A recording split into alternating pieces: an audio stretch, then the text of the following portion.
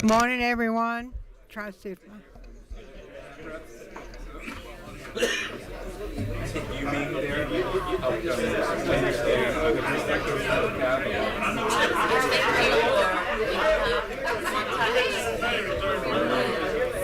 so my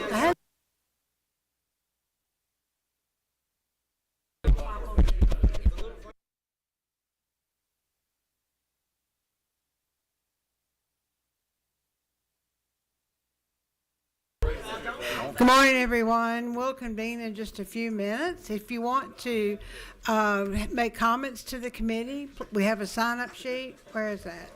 It's right up there on the table. On the table up here.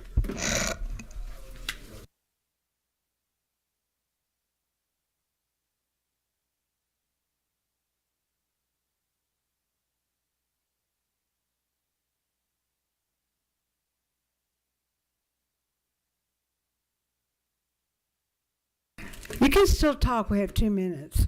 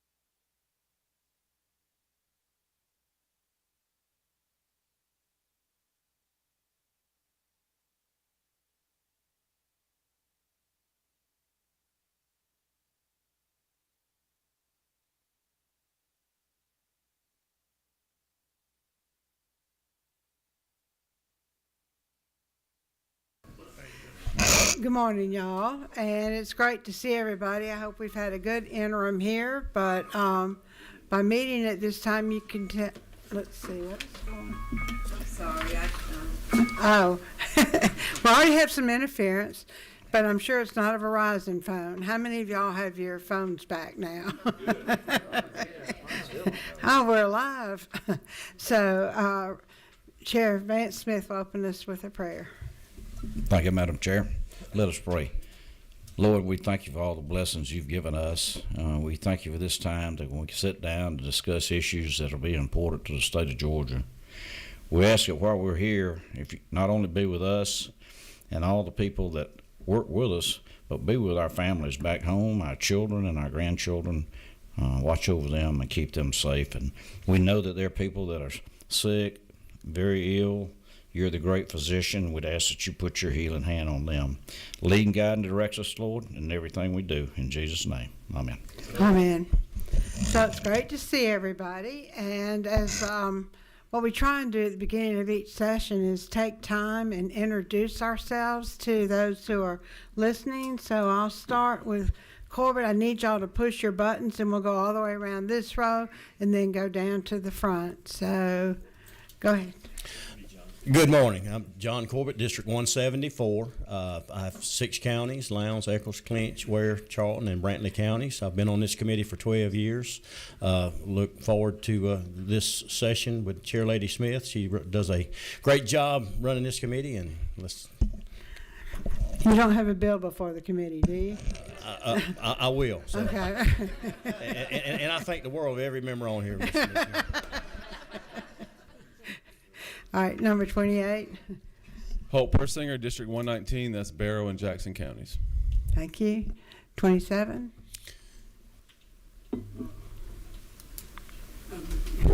District 171 down in southwest Georgia, Bainbridge, Camilla, Cairo, that area to the Florida line, actually down there. Thank you. Thank you. 26. Representative Kimberly New, Douglas County, Paulding County. I have Pickett's Mill Battlefield in Paulding County and Sweetwater Creek State Park in Douglas. Thank you. 25. David Huddleston, West Georgia, District 72, which covers Carroll, Heard, and Troup counties. Thank you. 24. Johnny Chastain, 7th District, Fannin County, Gilmer County, and a little bit of Dawson County. So as far as you go, you'll be in Tennessee when you pass through my district. So you're up in Georgia. Thank you. Thank you. 23. Morning, Madam Chair. Rick Townsend, District 179, Glenn County, Golden Isles, and this is my favorite committee that starts at 8 a.m. He has a bill too, right? Okay. 21. Thank you, Madam Chair. Vance Smith, I represent District 138, which is part of Muskogee, part of Harris, my home county, and part of Troup County. And then we have a committee who assists us with all of our activities, our assistants. So if you'll introduce yourself. I'm Anna Smith. I'm the budget and policy analyst assigned to this committee. Thank you. 19. Good morning. Good morning. Well, we're getting there. This is me, not you. Okay, there we go. All right. Good morning. My name is Long Tran, and I represent District 80. I only have one county, and that's DeKalb County. But I have 3 cities, Dunwoody, Doraville, and Chambly. Thank you, Madam Chair. Thank you. 18. Good morning. Thank you, Madam Chair. And my name is Deborah Bazemore, and my district is District 69, and that encompasses Union City, City of South Fulton, and Fayetteville. And I have been on the committee since I came in 2017. Thank you, Madam Chair. Thank you. 16. Robert Dickey, District 134 down in Middle Georgia. Upson, Crawford, Peach, and Lamar counties, 3 of which straddle the beautiful Flint River. And so glad to be here. Our first meeting, Madam Chair. Thank you for what you do. Thank you. Number 16. Hi, I'm Debbie Buckner. I represent part of Troup County, Meriwether County, Muskogee County, and I live and get all of Talbot County. Thank you. 15. Good morning, Madam Chair. I'm Lisa Hagan. I represent House District 156, which is 6 districts in southeast Georgia: Tattnall, Toombs, Montgomery, Wheeler, Telfair, and Ben Hill. Thank you. And 14. Thank you, Madam Chair. My name's Buddy DeLoach. I live on the beautiful Georgia coast in McIntosh County. I sit on my back porch and look over Blackbeard and Sapelo Island on the Sapelo Sound, and the fish are biting, and I look forward to getting back home. We just want to make sure we don't use you as bait this year. So I'm going to go to the front now, and I need you to push your button so I can track you. Okay, number 12. Representative Chaz Cannon from District 172 in Colquitt, Cook, and Thomas counties, and I'm not running for Marjorie Taylor Greene's seat. Okay. Number 11. Noah Williams, House District 148. I represent Crisp, Wilcox, Pulaski, a portion of Houston, and a portion of Ben Hill. I've been on Natural Resources Committee since I came in, I think, in 2018. Well, thank you, Madam Chair. So I don't want to play that game because y'all know how old I am. So I've been on this committee for a long time. Number 10. Jacqueline Ford, I represent District 170. That's Berrien, Cook, and Tift counties, and going into my second session, and excited to be here. I love this committee and working with Chairman Smith, Chair Lady Smith. Thank you. We're figuring out who has bills coming to our committee. All right, number 9.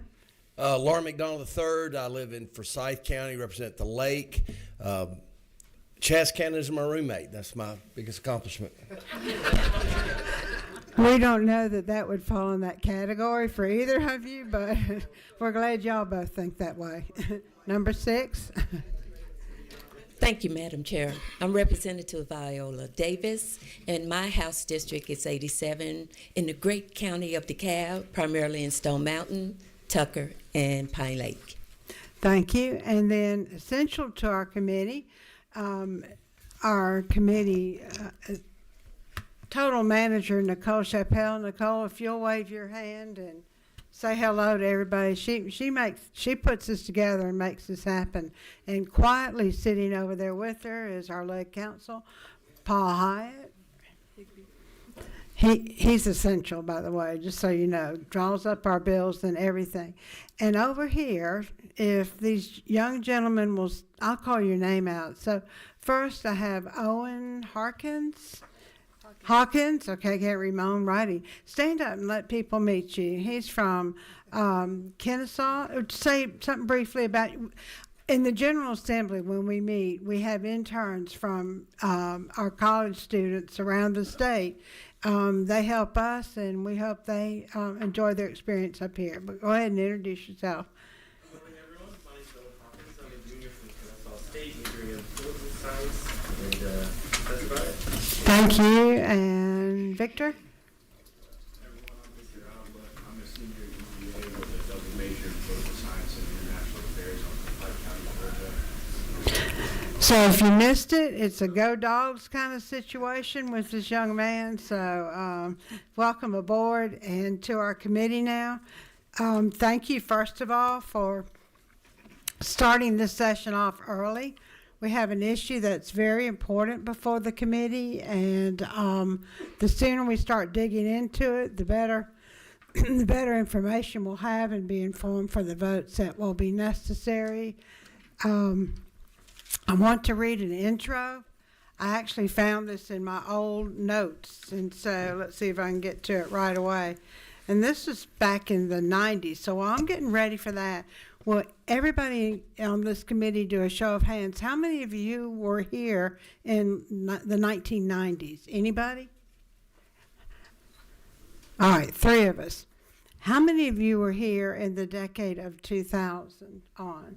1, 2, 3, 4. How many of you were on this committee in the decades of 2010? All right, we haven't hit the number 5 yet, y'all. Okay, how many of y'all have been here and on this committee from 2020 on? So what the purpose of this and digging deeply into this issue is that for the first several decades I've been up here, our issues were driven by the urgency and the immediacy of taking care of the water resources we had in Georgia. And we have had smooth sailing for the past eight years. But before that, it was very difficult. But we figured out as a state and as the legislators and all how to pull together on behalf of the citizens of Georgia. But we're getting ready now to we'll get more information on that. But you know, climate isn't consistent. It changes all the time. And we just need to be aware of some things that might be in the future. But mainly, when I first was here and digging as much as I can into the issues, I learned a quote, and it said, "When the well's dry, we know the worth of water." And that came from Ben Franklin.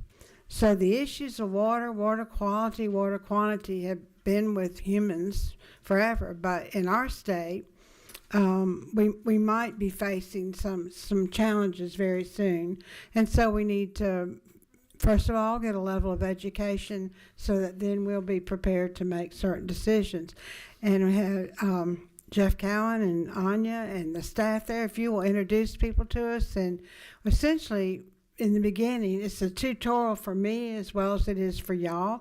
We do have a resolution before the committee, but I really want this morning to be more about questions and learning. So turn it over to y'all. Is it on, Madam? Yes, it's on. Good morning.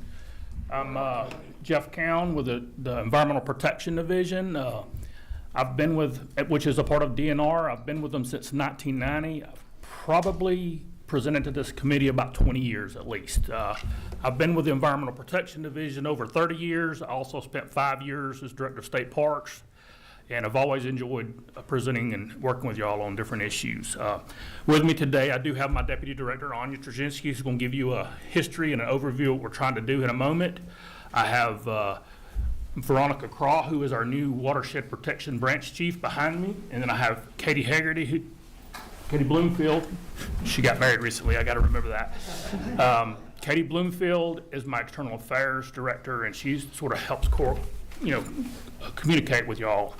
So today we brought this map over here, and I almost decided, I wish I'd left it there because I lost it on Capitol Avenue in the wind, and but I did find it again. It's also in our folder. So in our folder, they broke down, they've got two maps. One, this map is a combination of the watersheds and the water planning districts, but in your package, you have the river basins map and the council map. And you have a spreadsheet on the councils. I also have fact sheets on each council if you want them. We just didn't have time to get them correlated to you, but I have all the 10 councils here. And there's actually 11, one of them's Metro North Georgia Water Planning District. So I'm going to turn it over to Anya to talk about what we're here today to present to y'all. Good morning, everyone.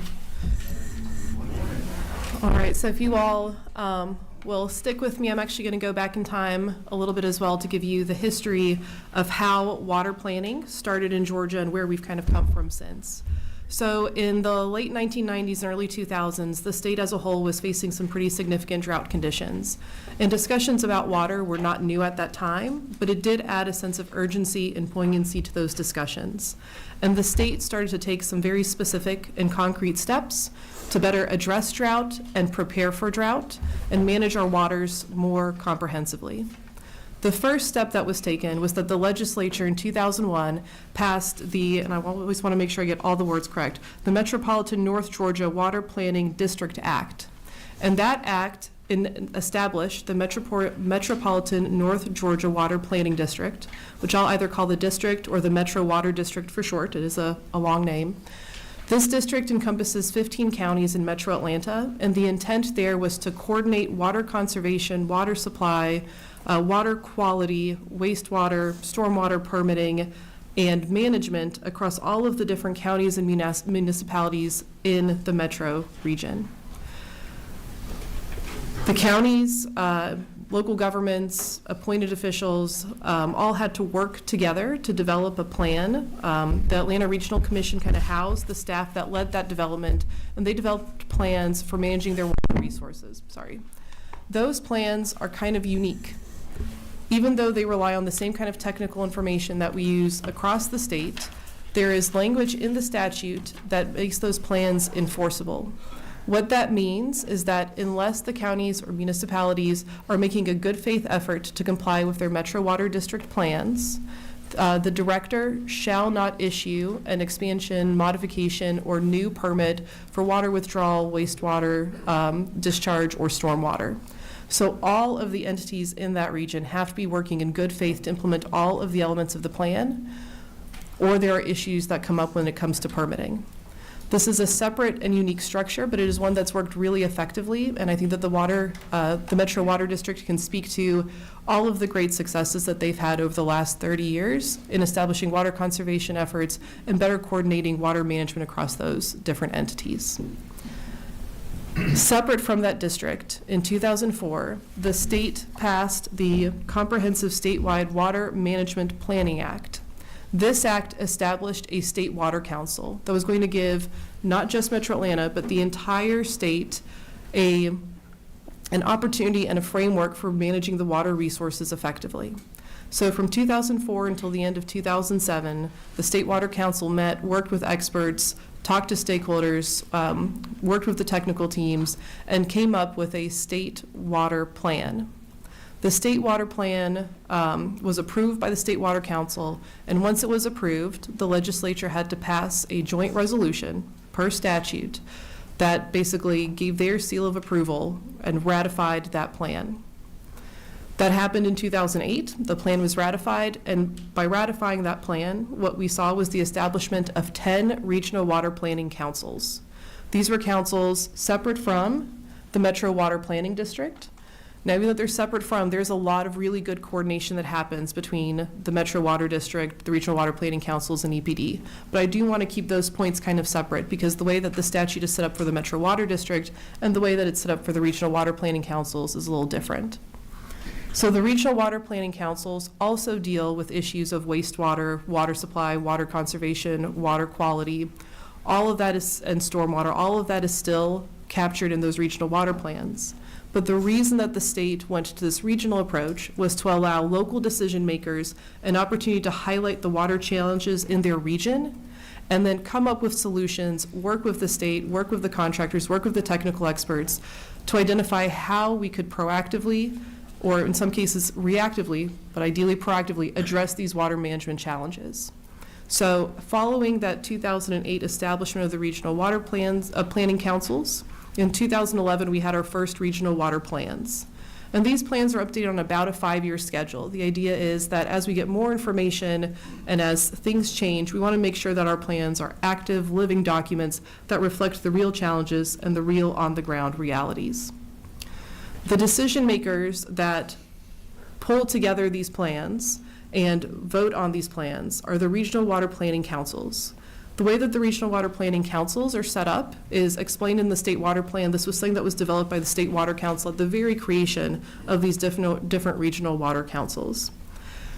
And initially, the State Water Council wanted a very comprehensive and very, very broad group of people in the room voting on these plans. The idea was to be as inclusive as possible, and I think that that was an approach that certainly made sense at the time. But as we have seen these regional water plans go through different iterations, and as we have seen the regional water councils kind of grow, develop, and mature in their approach, we have found that the appointments process is no longer kind of keeping up with where we need to go to have a nimble and agile council that can continue to get good information, continue to make and recommend informed updates to the plan, and really zero in on the issues that they're facing at the local level. Per the statute that established the state water councils and the state water plan, EPD is required to every 3 years, at least every 3 years, take a look at the regional water plans, take a look at the state water plan, and see whether any amendments are necessary. And so we've been doing that. And recently, we identified that the appointments process was starting to have a negative effect on the ability of the councils to be fully staffed, all the council membership active and in good standing, participating in the meetings and engaged with the issues. It was a little bit like it was starting to become a burdensome process that was more of a hindrance than a help in terms of getting the right people where they need to be. So through consultation with our with stakeholders, with experts, we have the recommendation to reduce the number of appointments from the 30 that we had before down to 13 appointments and 2 ex officios. Those are also appointments, but the ex officio members are members from the Senate and the House. And we brought this recommendation to the State Water Council. The State Water Council convened in September to talk about this recommendation. Following that meeting, EPD held a series of meetings, both with the councils to get their feedback on this proposed change, as well as with the public to get their feedback on the proposed change. And then ultimately made the recommendation for the council to amend the plan to reduce the number of appointments. The council voted on that, approved it, and it will come before the legislature to ratify that potential amendment. But I wanted to highlight that the reason for those changes is to make sure that we have an appointments process that provides broad representation, but is still quick and nimble enough to allow us to address these emerging issues. Because the regional water plans are very, very important. I want to highlight 2 examples to show that we need to have really effective regional water plans. The first one, the Lower Flint-Ocklawahnee, is a regional water planning council. It deals with issues of water supply and water resources in Southwest Georgia. That is a very active council. They have worked effectively to bring in outside experts, to solicit public comment from people who are not on the council, and to tackle some big issues in that basin, including work on novel and protective strategies for managing agricultural water withdrawal. On the other side of the state, in coastal Georgia, the Coastal Council is similarly a very active council that has worked with a number of different entities to make sure that not only is the council active, but that we are getting a broad range of voices. So while the council is meeting and voting on the plan, they are soliciting feedback from additional advisory committees. They have a permitting advisory committee that has broad representation from permittees as well as from watershed organizations, environmental groups that may have an additional helpful perspective for us to hear on permitting decisions, especially around water supply. So there are all of these opportunities for these councils to not be solely within themselves, but to work within their broader region to put forward productive solutions to local challenges. And that was sort of the broad overview that I wanted to bring, and I'm happy, Madam Chair, if you have any questions or any additional discussion. Thank you. I'm sure there'll be a lot of questions. What my biggest concern is that most of us here we've not lived through some of these issues to understand where we've been and where we've come to, and the importance of being flexible. And when I first got elected, it was easy. My campaign issue, and I had been former chair of our chamber, we couldn't bring in industry or anything because the Chattahoochee River was so polluted. It was horrible. My slogan was, I don't need to show you the Chattahoochee, just take a deep breath, you can smell it. So we were suffering from the misuse of waters north of us, which was now the metropolitan North Georgia area. The rest of the state had its own particular problems, but no one was communicating. But on top of that, we had our own baked problems in Georgia. We had lawsuits against us from neighboring states. We couldn't use our core dams. We had several serious problems. So there was an intensity all these years to find ways to address it. And we've just had smooth sailing for the past maybe 9 years. And one of my goals here, I hope, is for our committee members to understand, although things are good now, water, nothing's predictable with natural resources. And so there's some shifts going on there that I think we need to be aware of as a committee. But I also need a brief explanation of why we're dealing with a resolution in that process as opposed to other processes that we normally do as a panel. Why do we just have to have an up and down vote on this resolution, which is 1008? Because we quickly learn up here we got to be engaged and our vote matters. This time it's a consensus vote and that's it. So why is it that way? And I think that's what most of the committee members have expressed to me. Absolutely. So the House resolution is to ratify the amendments to the State Water Council. And so the State Water Council went through a robust public process to evaluate the recommendations, and they made the determination on whether they wanted to approve those amendments or not. So when it comes to the legislature can either agree with what the council has done or disagree.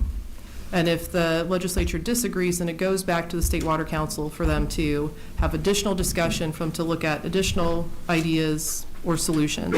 The State Water Council pulled together a lot of information in working through the recommendations, and so it's very focused there. Now, there are a lot of opportunities for elected officials, for the legislature to be involved.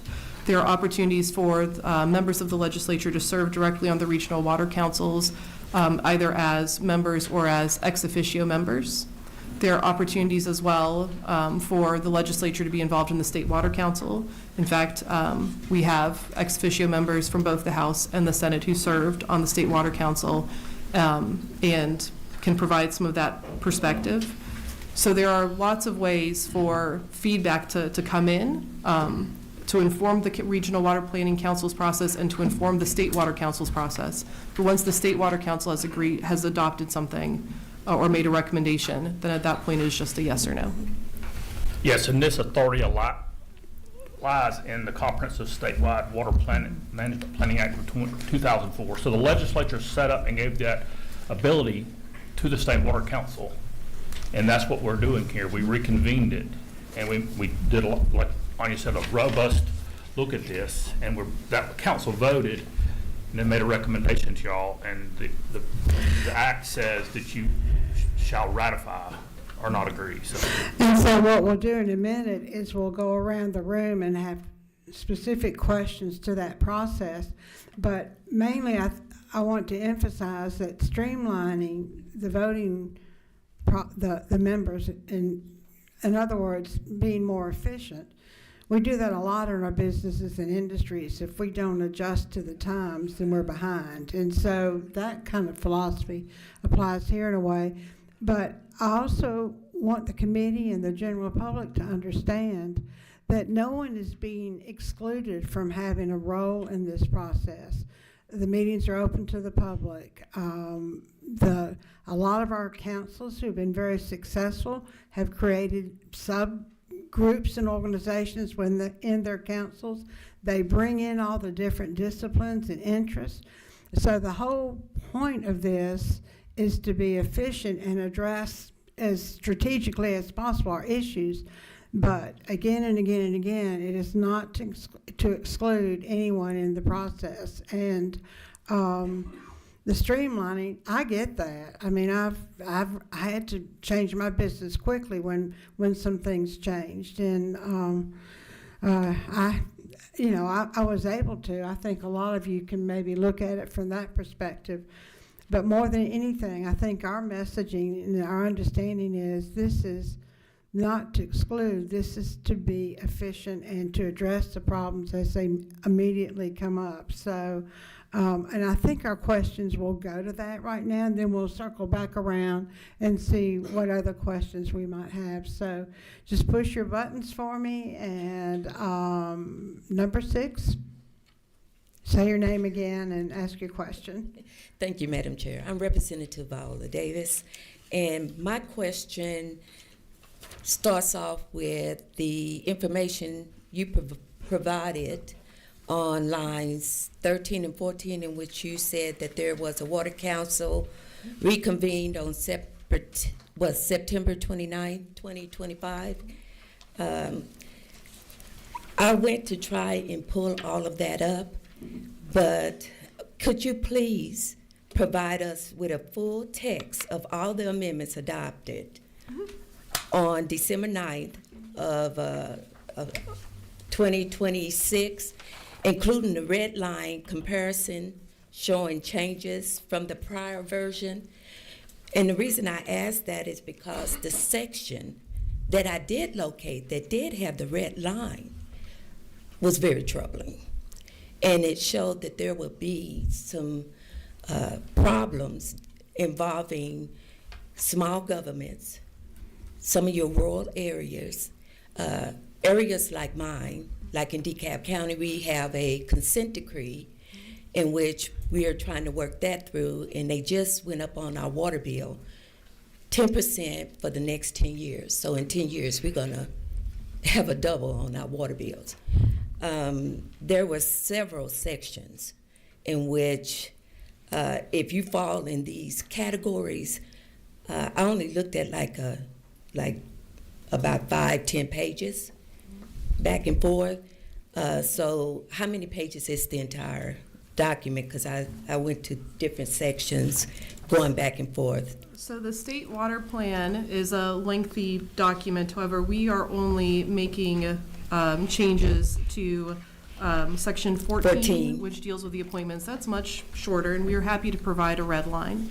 I'm also happy to walk through some of those changes specifically, because the concerns that you raise, I want to understand a little bit further, and I don't immediately connect them with some of the changes. So what we are doing is reducing the number of appointments from the governor's office from 13 down to 7, from the lieutenant governor and the speaker from 6 down to 3. And then because we are reducing these appointments in half, we're also reducing in half the number of appointments that must be a member of must be a mayor or a city council member, or must be an elected official of a county governing body. So instead of there being 2, there will be 1. So, As a minimum requirement. Okay, to add to that, You actually live in the Metropolitan North Georgia Water Planning District, which is not the issue here today. That is a separate issue, but the other questions you brought up are the regional. We're dealing with the regional water plans that are not part of the metro district. For example, I live in Coweta County. I abut the regional water planning districts, but I mean the metro area, but I'm actually in a water planning district. So we're not dealing with metro issues today at all with this bill. We're dealing with all of the counties outside that area. And that's why we're doing this today, y'all, having this conversation. You have skillfully pointed out to us it's confusing. Yes, up, please. yes. When you, this goes beyond just metro, right? Back in the day, this is something that I followed, you know, as a community missionary. And so I'm not far removed. I have history here. And when you talk about the council in the districts, the council does one thing, and how does the people who fall in the districts, one is appointed, one is elected, am I correct or no? So it's a little bit of a different structure. So in the Metro Water District, which DeKalb is in the Metro Water District, there are some specific requirements in the establishing legislation for the Metro Water District on the elected officials from counties and elected officials from city governments that are part of the governing board. There are also appointments that come in from the governor, the lieutenant governor, and the speaker for the Metro Water District. And nothing here affects anything about how the Metro Water District functions. That is a separate statute, and the way that board is structured and that district is structured is fully established in that separate statute. And so for our committee, this is just step one of delving into this. And my screen has lit up. So I'm going to limit you to one question in the beginning in fairness to giving everyone else a chance. It doesn't mean the discussion is over. We will spend more time on these issues. So my next person is number 17. Where is 17? Thank you, Madam Chair. Don't have a question, but I just wanted the committee to know I serve and have served on the Middle Mulgee Water Council since inception. I was appointed, I think, by Governor Perdue way before I was in the legislature. And I just want to appreciate the forethought that you, Madam Chair, did setting up the legislation, working with EPD at the time to set up these water councils. And just for the committee's information, at the time, most of us saw EPD as enforcement and regulation, and we really didn't have such a great feeling going into these councils. But very quickly, we learned that the councils was not about regulation and enforcement. It was really about solutions, as you said, Anya, and planning. And so through the years, I've learned an awful lot about how EPD has gone about the planning process and the involvement of all of us, the different stakeholders in the areas, in the regions. Each of those regions are very unique. They have unique water quality, the amount of water that flows in is used and flows out. And I just want to say how good a job EPD has done using the councils to communicate back to the communities, stakeholders, how to use our water resources. And it's I can't say enough good things about the water councils and how they work. And I just really appreciate the director engaging in this, trying to get our councils concise and focused. These advisory committees, I'm told, will be very effective and work really well, because the councils really did get too big, and not the positions were not being filled timely. So I appreciate y'all bringing a solution and effectiveness, getting our water councils back working well, and so it's something that I'm just glad we want to continue to do. So that was just my comments back to the committee this morning. So I'll add something onto that because Chairman Dickey, as a farmer, has been all over the country, and he brought back some feedback to me one time, and the rest of our country wants to know how we did this, because it is so hard to achieve what we achieved.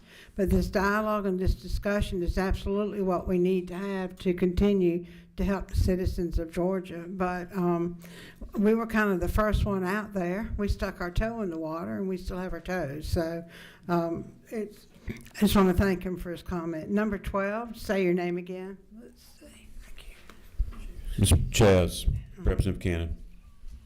Thank you, Madam Chair. If I'm hearing correctly, it sounds like this is basically people are having trouble showing up in the meetings. They're just not attending. And as a result of that, the feedback coming to y'all from the councils is that we need to probably have folks that are going to attend, take it seriously, and provide, subject or data to the council. Is that correct? Am I hearing correctly? That's part of it, Representative. It's also, if you do the math, it's currently under the current council plan, it's 300 appointments every 3 years, and it's become burdensome to try to do and get the people that want to serve. So we were making it a little more focused, where it would be 130 every 6 years, plus the ex officios. And some of the councils, as Anya had said earlier, are already using these technical committees to help inform them. They can bring different people in to help inform them on decisions and bring that to them, so the council functions a little more nimbly and a little more efficient, instead of trying to gather 30 people every meeting. Madam Chair, quick follow-up. Sure. Who are the ex officios? It would be one member from the Senate, one member from the House. Gotcha. Thank you. Thank you, Madam Chair.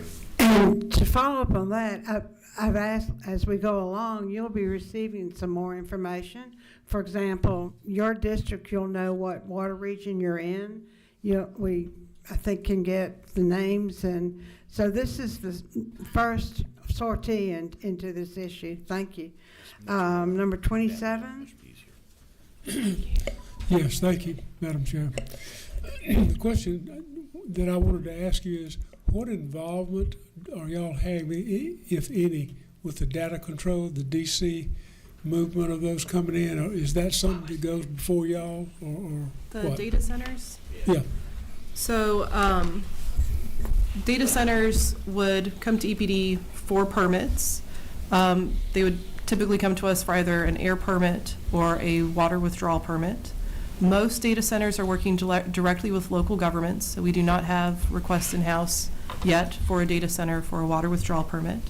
We have had air permit applications from data centers, and we work with them to make sure that they are meeting all regulatory requirements. And that air quality permit is for the emergency backup generators. Mm-hmm. And a couple other permits, we may have the grading permits and all, or local wood is normal, any construction project, and any other thing. Sometimes there's a Corps of Engineers permit to build these things. These are big processes, and maybe a buffer variance for a stream or along that, and a water quality certification along with a Corps permit. So we do that, but we don't. As far as permitting a data center is not in there. And there's a lot of data centers that have been in place for many years that we never had a permit other than the disturbance of the land to build the property. Yeah, so this, the changes to the state water plan were not related to data centers in any way. It was really related to, as Representative Cannon mentioned, as Director Cowan mentioned, we are seeing lower levels of participation, and we are struggling to keep up with 300 appointments that need to be vetted, reviewed, and go through the governor, lieutenant governor, and speaker's offices. Thank you.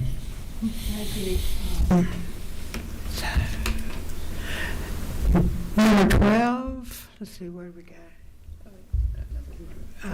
Now we're back to number 1. Sorry.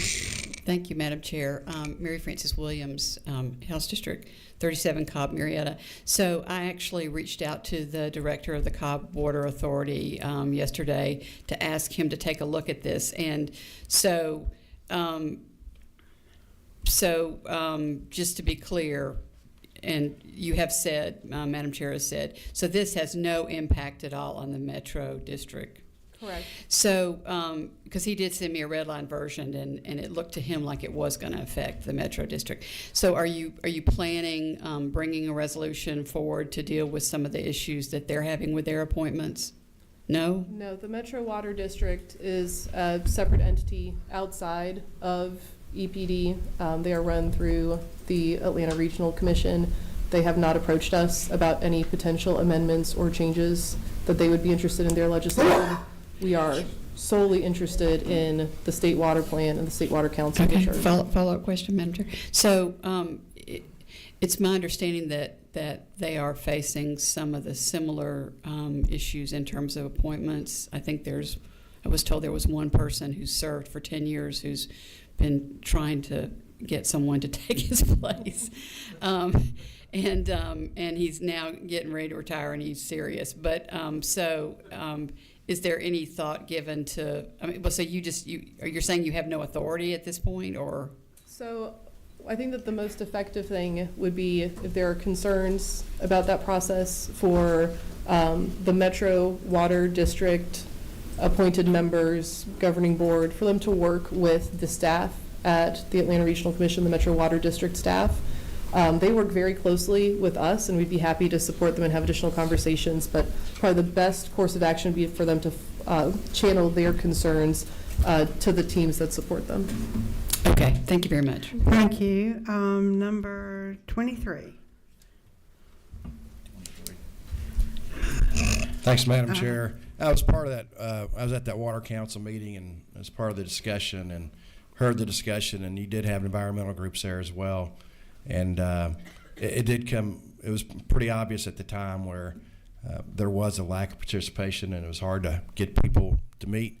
It was actually hard to get quorums at times. And so I think that's why the recommendation came across the way it did, and it had full support. In the beginning, I was surprised because all the environmental groups were there. They had some good questions. By the end, everybody was in support of the resolution they were going to make. Thank you. Number 16. Thank you, Madam Chair. I guess I need to share my bias. I truthfully believe we all ought to be concerned and interested in water and have as many people involved as possible.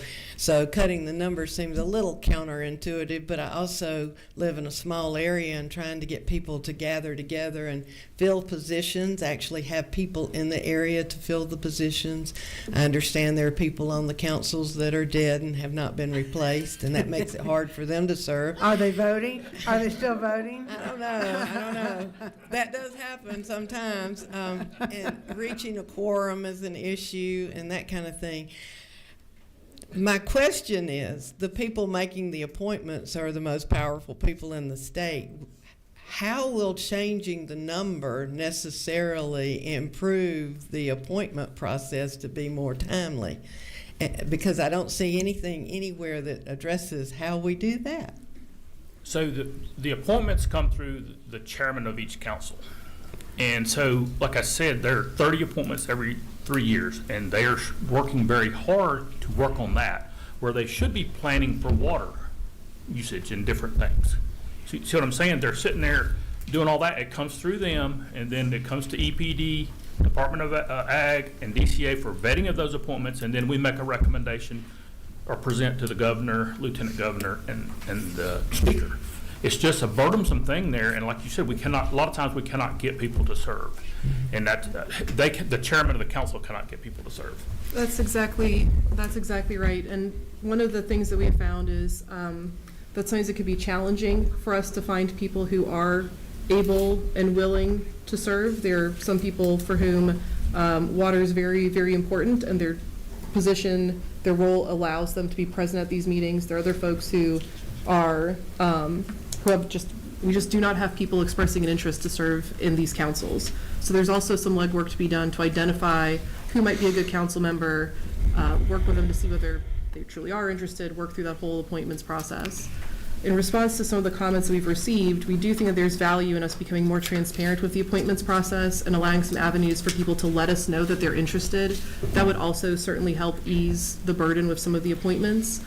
So we're going to be going through our own work, basically just to update our website, work with the councils, and improve that appointments process so we can solicit more appointments and also be more transparent in how people could be appointed to the council if this is something that they are interested in.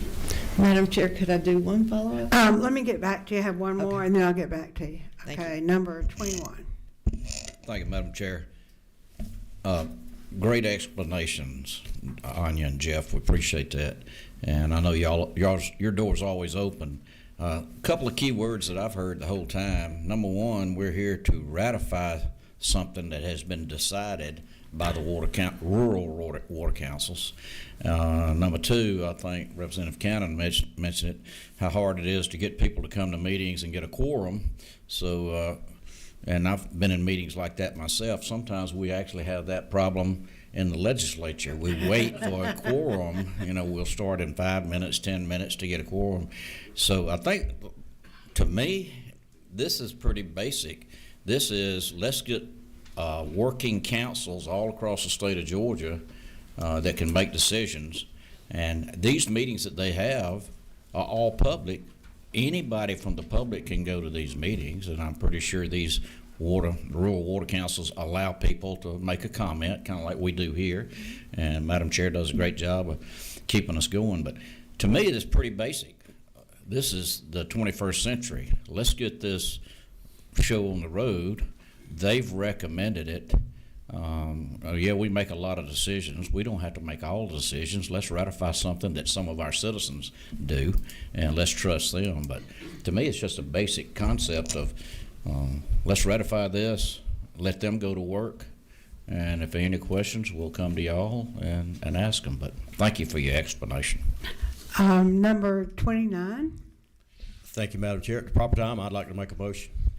Thank you. I haven't presented the bill. You're in class right now, and so, but I would love it. But we have a process, and that's a good example of it. We're having this great discussion, but there is a process we have to follow. I've gotten good feedback from Representative Corbett, but I need to hear from the rest of the committee, and if there's a comfort level there. And one of my questions will be, do you want us to go ahead and have a vote soon on this? It was something we've not done in a long time.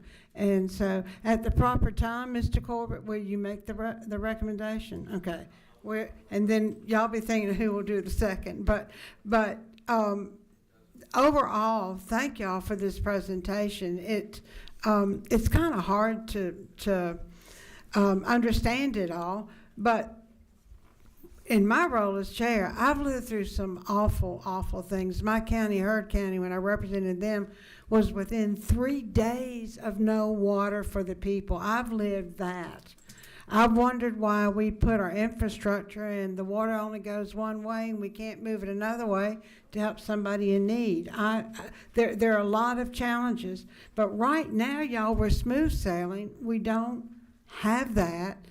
And there was a complacency that I was getting worried about, but I'm glad this has been brought before us, because the climate doesn't check with us first as to what we want it to do. And there are just some indicators out there now that we will start to be facing some challenges. But overall, and I will go back to, I'll get one last comment from Representative Buckner, but the other thing I think we are losing in this, and Representative Vance Smith brought it to our attention. We're just ratifying an action already done. If I was a school teacher, I would give you 100, and then my job would be to put the gold star on it. So that's kind of how we're looking at it. But overall, our regional councils do not make policy. They do not make policy. They are the voices we need to hear from to be a cohesive state managing our resources. And so I'll go back to Representative Buckner. Your number is 16.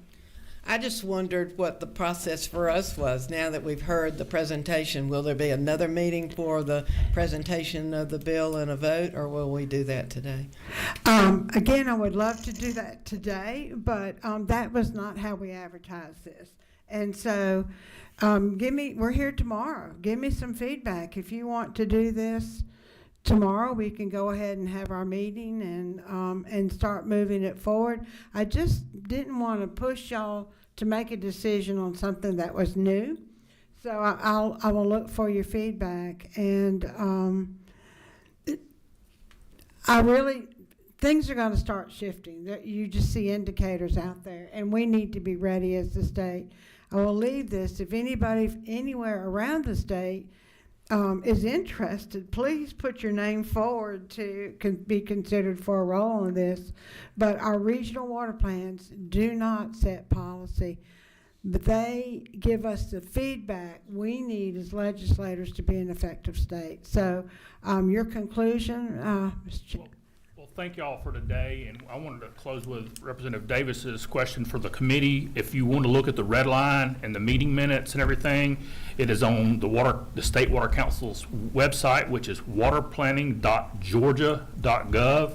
It also includes the meeting minutes and the PowerPoint slides. So that is there on the website that you can go look at. And that's the only section that was changed. The only sections that's changed was the appointments processes, yes. And it just came to my attention. We did want people to sign up and speak to us today.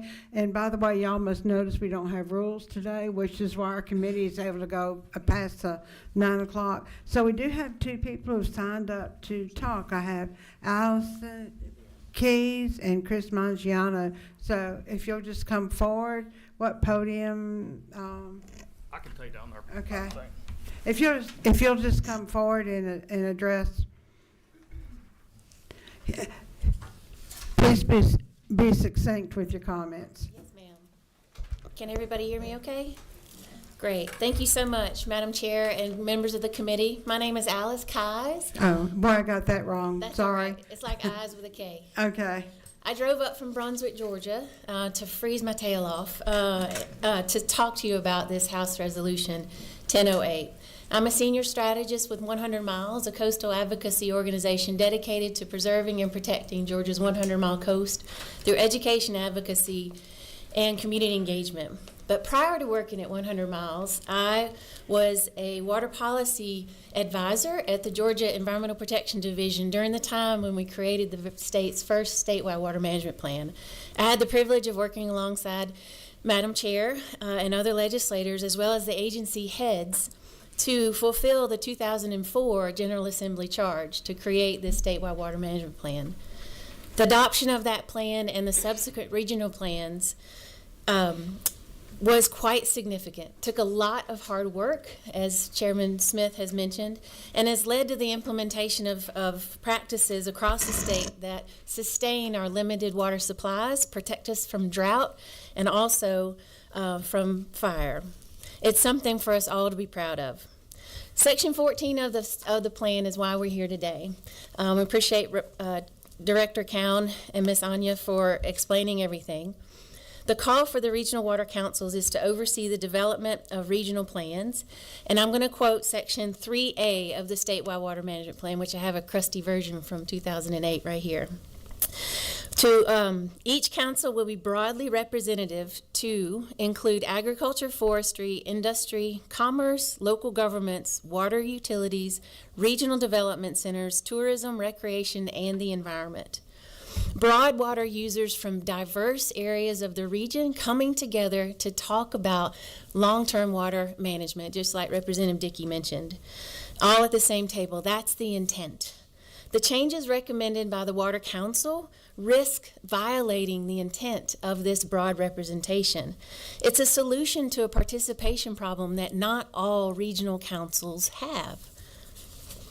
So I'm here today to ask the committee to not ratify House Resolution 1008, but instead to request the council to update the state plan to first maintain the cap at 25, or Ms. Anya mentioned 30, members, The planning regions are vast. In coastal Georgia, for example, you need to have somebody representing rural McIntosh County water service areas, as well as someone from the Metro Savannah area that has the high level of urban and industrial demands.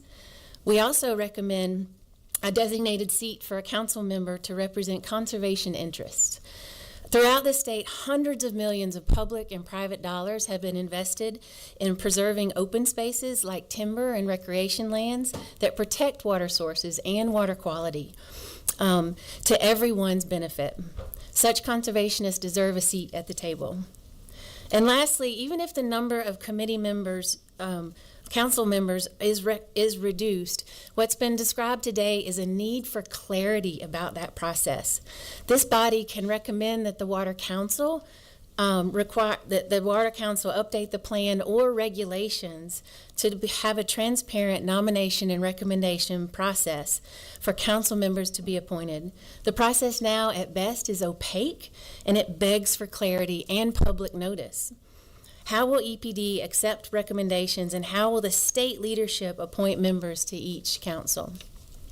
I appreciate your time. Again, I've got a crusty version of the original plan here with me. If anybody has any questions, I'm happy to answer.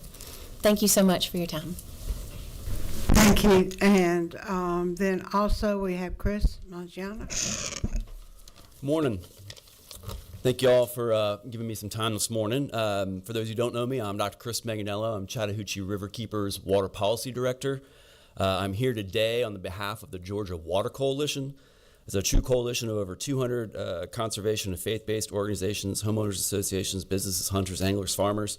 Our mission at the Water Coalition is to protect and care for Georgia's surface water and groundwater, which are essential for sustaining economic prosperity and protecting quality of life for current and future generations. Some of our members of the Water Coalition participate as observers at the councils, as well as actually serve as council members, and as well as on some of these advisory councils as well. And the Water Coalition, as a coalition, opposes H.R. 1008.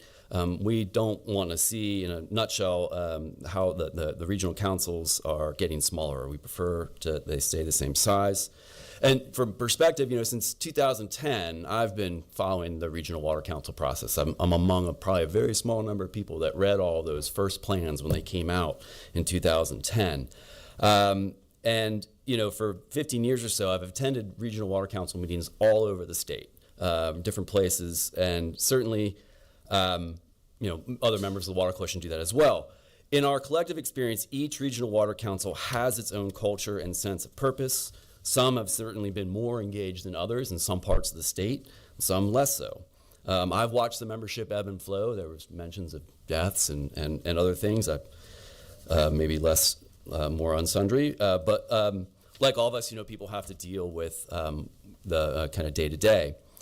I would also argue one of the reasons for probably less interest is that we've seen the kind of concern about the tri-state water wars has also slipped away from us. And so I think that some of the kind of overall statewide angst about water has been blunted. I will say maybe it's shifted regionally from one part of the state to the other.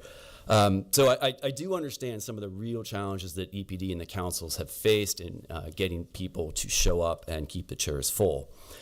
The Water Coalition did submit a formal letter to the State Water Council that details some of the comments I'm going to make really briefly here for how we think the current framework could stay around, as well as introduce some new options to increase membership. At a high level, we believe the State Water Council should maintain the current number of members. The council could keep the roster size as is and make other changes to foster the ability to achieve a quorum. We also think that you could increase the diversity of the appointees and spread out the workload for appointing authorities. For example, the council could add the House Minority Leader and the Senate Minority Leader as appointing authorities. The council could also request the General Assembly establish not only a planning budget but also an implementation budget for each council. We could also add two additional guaranteed appointee categories to include representatives for tourism and recreation and environmental and conservation interests, to kind of echo what Alice was saying about broadening interest membership. And the council could develop a more transparent nomination recommendation process for appointing the Regional Water Council members. So, the councils have done a lot of good work over the years, and I think they can do more work. And I would like to see the councils remain robust and engaged and active as much as possible. With that, I thank you for the opportunity to make these comments, and I'd be happy to answer any questions now and offline. Thank you very much. Thank you for your presentation. All right, to the committee, I do need your feedback, and I would also appreciate the fact if you would talk with EPD, Anya, and Jeff, and think about all the things you've heard today. If you're comfortable with us moving forward, also let me know that. But we will do the legislative process. I will have to present the bill, and we'll go through that. Again, I just knew that most of you were not at all familiar with any of this, so consider this a course, a 1.5 hour course, and y'all get an A because you attended. So I'll please pay attention to the notices that will be posted both with our office and online with information. So we'll go from there, and I adjourn the meeting. Thank you.